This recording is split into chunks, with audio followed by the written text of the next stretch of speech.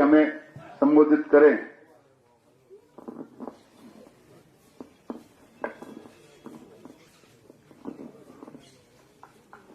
बहुत बहुत धन्यवाद। सबसे पहले तो मैं आज इस पावन धरती पर नवरात्रों के अवसर पे मेरे पिता समान जो बुजुर्ग, मेरी माताएं, मेरी बहनें, मेरे भाई और देश का उज्जवल भविष्य, प्यारे बच्चों, आपका दिल से धन्यवाद करती हूं और स्वागत करती हूं। मंच पे बैठे आज परिवर्तन यात्रा का संचालन कर रहे मेरे पुत्र अर्जुन चौटाला जी, हमारे बहुत ही आदरणीय संगठन सचिव श्याम सिंह राणा जी, दहिनवाल जी, हमारे जिला के अध्यक्ष राजपाल यादव जी, पार्टी के युवा के अध्यक्ष सुरजीत संधू जी, और अभी जो सरपंच साहब जी बोल के गए, तमाम इंडियन नेशनल लोकदल की जो सीनियर बैठे हैं उनका, हमारे प्रदेश की अध्यक्ष सुमित्रा जी का, और खास तौर से सुशीला जी का मैं धन्यवाद करना चाहूंगी कि जो इतनी मेरी माताओं बहनों से मुझे मिलने का अवसर प्रदान किया। मैं इनका खास दिल से धन्यवाद करती हूँ, अभिनंदन करती हूँ। आज जैसा कि मुझसे पूर्व सभी ने बताया कि परिवर्तन यात्रा में आज हम आपके गांव में खड़े हैं। उससे भी जरूरी बात यह है कि ये परिवर्तन यात्रा आखिर निकालनी क्यों पड़ी। आज आप सब लोग इस बात से वाकिफ हो और आप सबका हुजूम इस बात के ऊपर मोहर लगाता है कि मौजूदा सरकार से हम पूरी तरीके से तंग हो चुके हैं। इस सरकार ने हर वर्ग को परेशान कर रखा है। जहां तक मैं बात करूं गांव की, तो आज गांव की सड़कों का बुरा हाल है। विकास के नाम के ऊपर एक ईंट नहीं लगाई गई, वहीं स्कूल बंद है, अस्पतालों में डॉक्टर नदारद हैं, और तो और बुजुर्गों की पेंशन काटी जा रही है। जो सम्मान आदरणीय चौधरी देवीलाल जी ने दिया, उस सम्मान में कटौती की जा रही है। फैमिली आईडी के तहत आपके राशन कार्ड काटे जा रहे हैं। नौजवान बच्चे बेरोजगार हैं। महिला शक्ति महंगाई से परेशान है। व्यापारी वर्ग व्यापार ठप होने से परेशान है। ऐसा कोई भी वर्ग नहीं जो आज परेशान ना हो। ऐसे में आदरणीय ओम प्रकाश जी चौटाला ने आदरणीय अभय सिंह जी चौटाला को इस परिवर्तन यात्रा निकालने का आदेश दिया। उन्होंने कहा कि गांव गांव में जाके गांव के हाल पूछने का काम करो, क्योंकि आदरणीय ओम प्रकाश जी चौटाला ऐसे मुख्यमंत्री रहे जिन्होंने सरकार को हमेशा गांव गांव आपके द्वार लाके खड़ा किया। और मुझे ये मैं दावे से कह सकती हूं कि उनके अलावा कोई मुख्यमंत्री गांव में आ जाने का काम नहीं करता, क्योंकि आज जितने भी गांव में हम होके आए हैं, सभी ने एक ही बात कही कि या तो आदरणीय चौधरी देवीलाल जी आए थे, या ओम प्रकाश जी चौटाला आए थे, या फिर आप उनके परिवार के सदस्य अभय सिंह जी चौटाला के लिए कहते या आप आए हो। हमारी सुध बुध लेने वाला कोई नहीं है। इसलिए उनके आदेश के अनुसार आज ये परिवर्तन यात्रा निकाली गई है। बाकी जो मेन वायदे, जो मेन उद्देश्य, वो आपको अर्जुन चौटाला जी बताएंगे।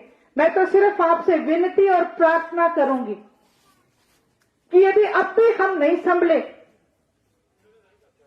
तो वो दिन दूर नहीं कि भारतीय जनता पार्टी न केवल हरियाणा बल्कि हिंदुस्तान की एक एक ईंट बेच देंगे। आज महिला शक्ति के लिए मैं ये कह सकती हूं, जहां वो चूल्हा चौका चलाने में परेशानी महसूस करती हैं, वहीं अपने बच्चों के भविष्य को लेकर चिंतित हैं, क्योंकि बच्चों का भविष्य अंधकार में है। जब पूरी उम्र हम अब उस बच्चे को बड़ा करते हैं, पढ़ाते हैं, लिखाते हैं, तो इस उम्मीद के लिए कि कल को वो नौकरी करेगा और घर में कुछ राहत आएगी। लेकिन आज नौकरियों के नाम के ऊपर फार्म तो बढ़ा लिए जाते हैं, 1100 से 1500 रुपए तक फार्म की फीस है, और लेकिन जब पेपर देने की बारी आती है तो यह सरकार पेपर लीक करवा देती है, भर्तियां रद्द कर देती है। जो पैसे माँ बाप ने चुन चुन के इकट्ठे करके फार्म की फीस के लिए जुटाए, वो पैसे भी डूबते हुए दिखते हैं, डूब जाते हैं। आज हमें जरूरत है उठ के खड़े होने की। आप सब लोग मुझसे बड़े हो, सब जानते हो कि रोए बिना तो माँ भी दूध नहीं पिलाती। जब तक हम अपनी आवाज नहीं उठाएंगे तब तक हमारी सुनवाई नहीं होगी। और ये आवाज उठाने के लिए महिला शक्ति को ये मंच इंडियन नेशनल लोकदल ने दिया है। मैं आप सबसे प्रार्थना करके जाऊंगी, अनुरोध करके जाऊंगी कि इस परिवर्तन करने में, इस परिवर्तन यात्रा में इस जुनून को आप 2024 तक कायम रखना, और जिस दिन वोट डालने का समय आए 2024 में ऐनक के निशान को सामने वाला बटन दबा देना। उसके बाद ये बात भी मैं यहां दावे से कहती हूं, अभय सिंह जी चौटाला अपनी जुबान के धनी है, अपने सच्चाई के लिए वाकिफ है। आपको उन्होंने किसान आंदोलन में अपनी सच्चाई का बहुत बड़ा सबूत दिया, जब पूरे हिंदुस्तान में हर कोई अपनी कुर्सी से चिपक के बैठा था। पूरे हिंदुस्तान में सबको ये लगी थी कि हमारी कुर्सी जरूरी है। ऐसे में किसान आंदोलन में किसान के साथ अपनी कुर्सी को त्याग करके खड़े होने वाले केवल एक अभय सिंह जी चौटाला थे। आज समय है हमें उनको और मजबूत बनाने का। विधानसभा में मुझे कहने की जरूरत नहीं, हमारी लड़ाई सिर्फ एक एमएलए लड़ता है। 89 के 89 सरकार के दबाव में चुप रहते हैं, लेकिन हमारी आवाज को उठाने वाले केवल अभय सिंह जी चौटाला है। इसलिए मैं आपसे अनुरोध करूंगी, प्रार्थना करूंगी कि पूरी विधानसभा, हमें चाहिए पूरी विधानसभा अभय सिंह जी चौटाला के हवाले करें, ताकि वही जो राज ओम प्रकाश जी चौटाला ने, जो राज अभय आदरणीय चौधरी देवीलाल जी ने सिखाया है, वो अभय सिंह जी चौटाला आपको दे सके, जन जन का कल्याण कर सके। इन्हीं सब बातों के साथ मैं आप सब लोगों से पुनः प्रार्थना करूंगी कि 2024 में इंडियन नेशनल लोकदल जरूर लेके आना, ताकि हमारा हरियाणा प्रदेश वापस वही खुशहाली पे आ सके। और ये जो लोग आज ये सोचते हैं, जिन्होंने रेल, तेल, जहाज सब कुछ बेच दिया, हम अपने बच्चों के भविष्य को सोच के वो अंधकार में ना चले जाएं, इसलिए हमें इंडियन नेशनल लोकदल का साथ देना है। आप सब लोग आए, आपने मुझे जो मान और सम्मान दिया, मुझे बोलने का जो नेतृत्व ने मौका दिया, उसके लिए मैं आप सबका दिल से आभार व्यक्त करती हूँ। आपका धन्यवाद।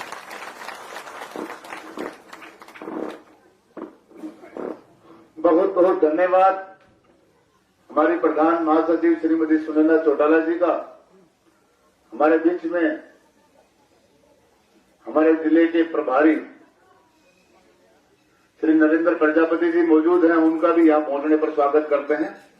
और इसी कड़ी में अब मैं भाई अर्जुन चौटाला जी से निवेदन करूंगा कि वो भी इंडियन नेशनल लोकदल की नीतियां और आपकी परेशानियां जानने के लिए आपके बीच में आए और अपने विचार रखें। श्री अर्जुन चौटाला जी।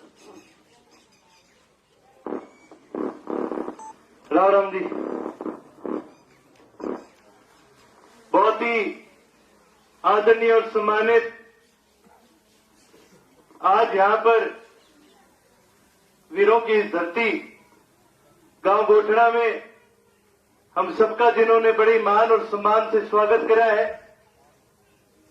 मेरे पिता तुल्य बुजुर्गों व सारी सरदारी माताओं व बहनों और हमारे सभी युवा साथियों, सबसे पहले यहां पहुंचने पर जी आप सभी को मैं धन्यवाद कहना चाहूंगा। इस प्रकार मान और सम्मान के साथ आप सभी ने हमारा स्वागत करा, उसके लिए तहे दिल से जी आप सभी को मैं धन्यवाद कहना चाहूंगा। साथ ही साथ आज आपके बीच एक बड़े ही अहम कारण से आए। सबसे अहम जो कारण है वो पिछले एक महीने से इंडियन नेशनल लोकदल के कार्यकर्ता व चौधरी अभय सिंह जी, हमने मेवात से ये परिवर्तन यात्रा शुरू करी थी और अब 1 महीने से ऊपर हो चुका है। 350 450 किलोमीटर से ज्यादा का सफर हम तय कर चुके हैं। मेवात से शुरू करा था और आज आपके बीच पहुंचे हैं और बड़े अहम कारण से आपके बीच पहुंचे हैं, क्योंकि आज जो प्रदेश है वो परिवर्तन चाहता है। और परिवर्तन आज क्यों चाहिए प्रदेश के अंदर? क्योंकि आज सबसे ज्यादा अगर हमारे प्रदेश में कोई पीड़ित है, कोई तंग है, तो हमारी प्रदेश की सारी जनता है। आज हमारे प्रदेश के अंदर 35% से ज्यादा बेरोजगारी है। आपको याद होगा जब पिछला 2019 का चुनाव था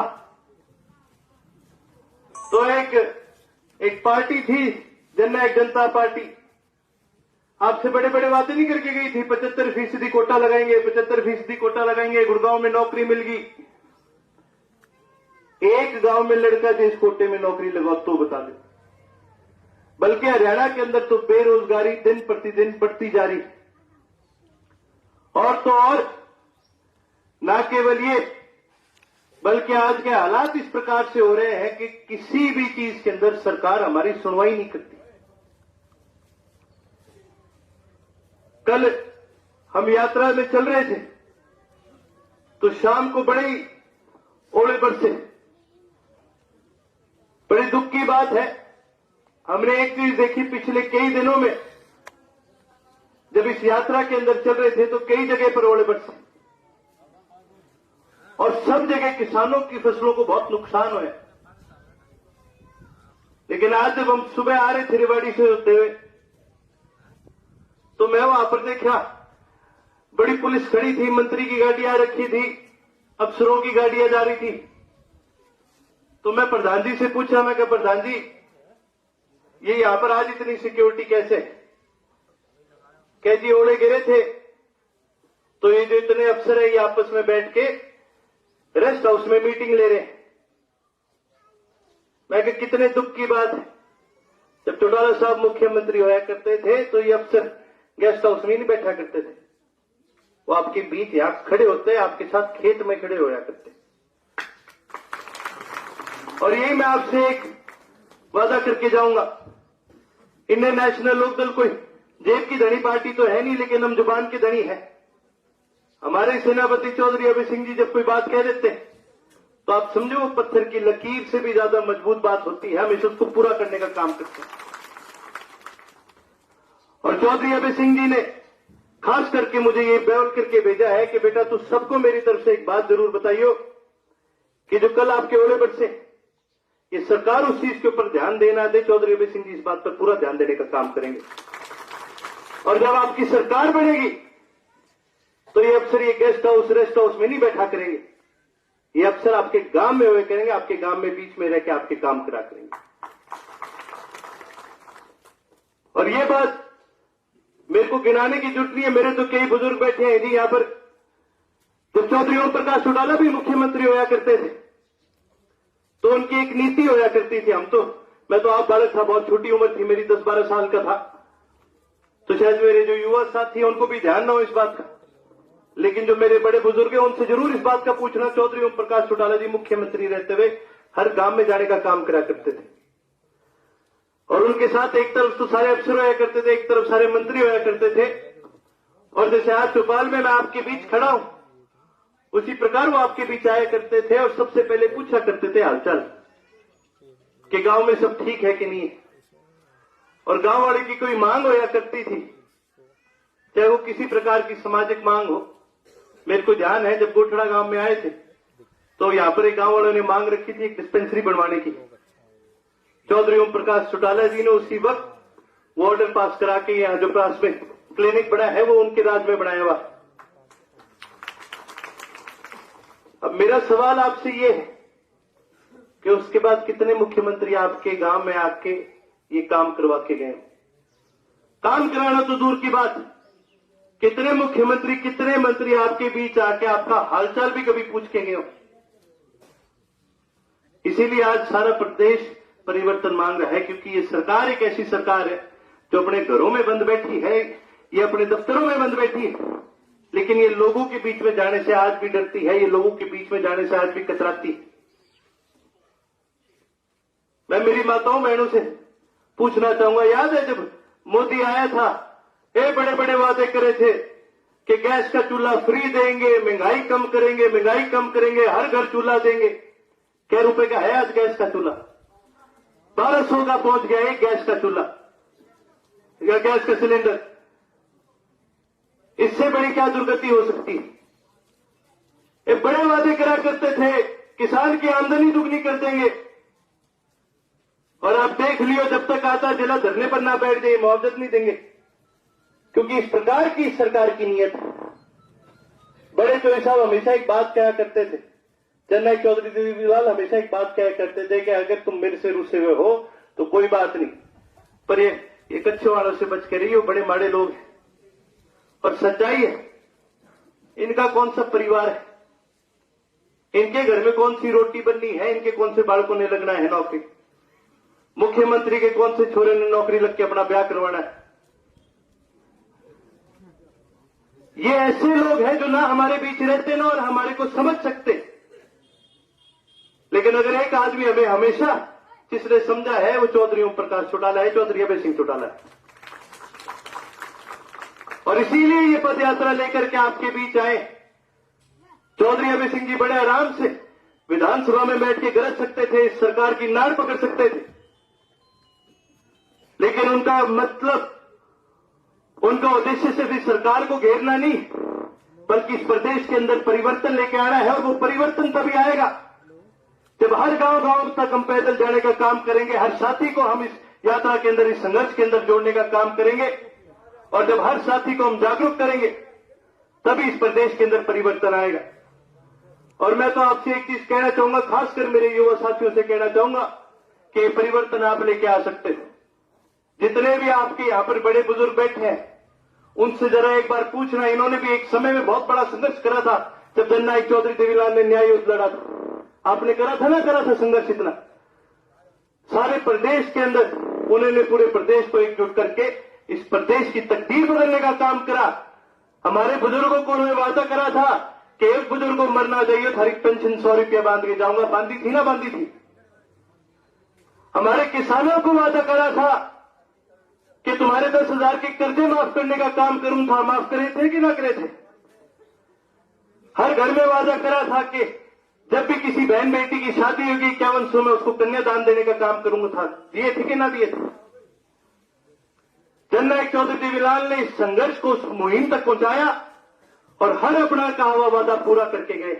उसी प्रकार आज इस संघर्ष में मैं आपके बीच आया हूं और मैं आपसे इतना ही मांगता हूं कि इस संघर्ष में आप हमारा साथ देने का काम करें।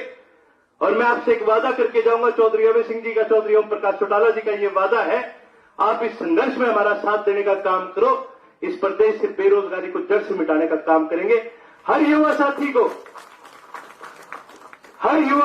हर काबिल युवा साथी को हम नौकरी देने का काम करेंगे, और यदि उसे नौकरी ना दे पाए तो उसको बेरोजगारी भत्ता देने का काम करेंगे।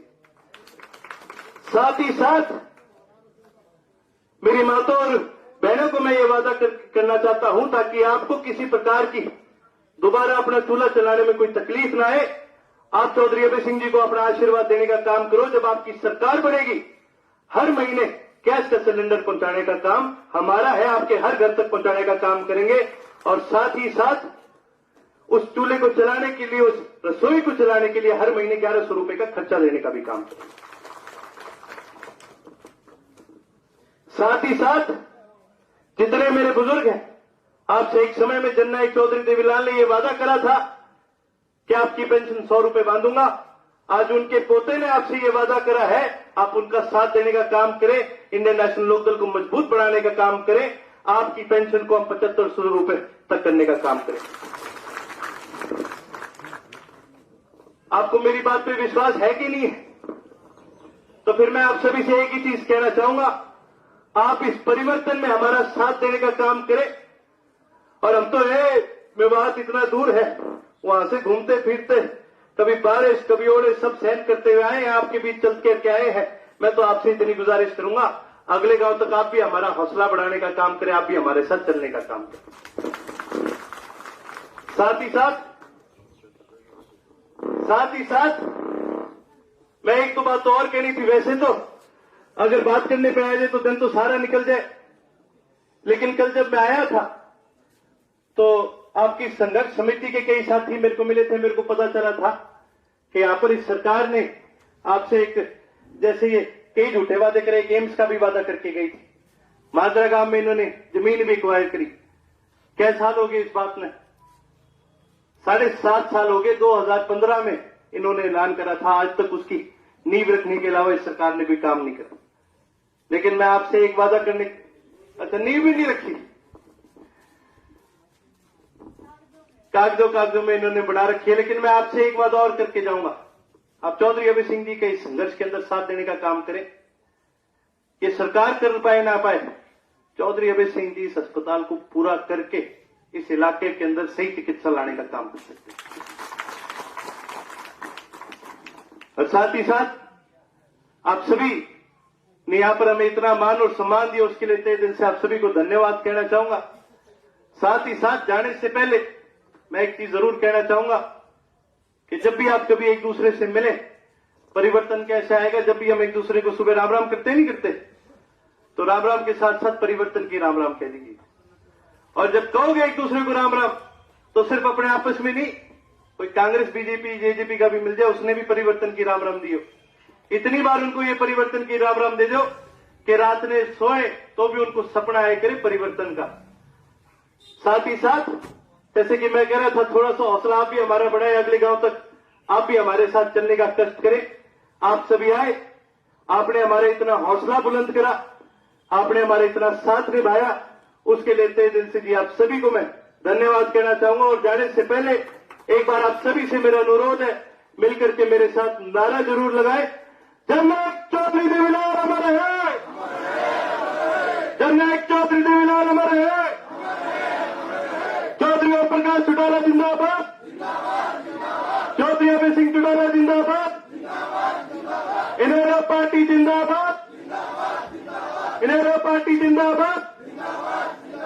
बहुत बहुत धन्यवाद जी। राम राम जी।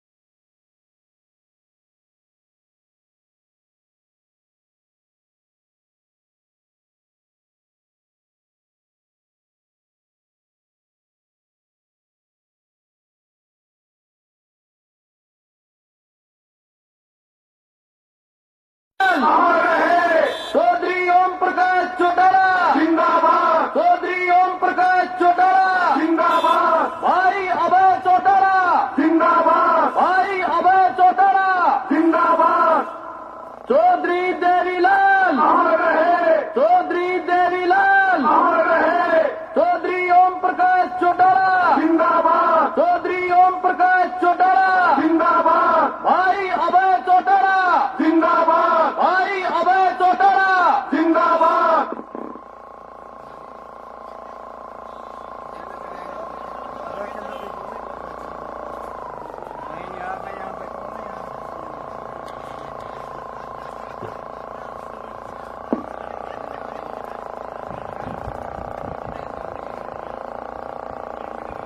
चौधरी देवीलाल, अमर रहे, चौधरी देवीलाल, अमर रहे, चौधरी ओम प्रकाश चौटाला, जिंदाबाद, चौधरी ओम प्रकाश चौटाला, जिंदाबाद, भाई अभय चौटाला, जिंदाबाद, भाई अभय चौटाला, जिंदाबाद, चौधरी देवीलाल, अमर रहे, चौधरी देवीलाल, अमर रहे, चौधरी ओम प्रकाश चौटाला, जिंदाबाद, चौधरी ओम प्रकाश चौटाला, जिंदाबाद, भाई अभय चौटाला, जिंदाबाद, भाई अभय चौटाला, जिंदाबाद, चौधरी देवीलाल, अमर रहे, चौधरी देवीलाल, अमर रहे, चौधरी ओम प्रकाश चौटाला, जिंदाबाद, चौधरी ओम प्रकाश चौटाला, जिंदाबाद, भाई अभय चौटाला, जिंदाबाद, भाई अभय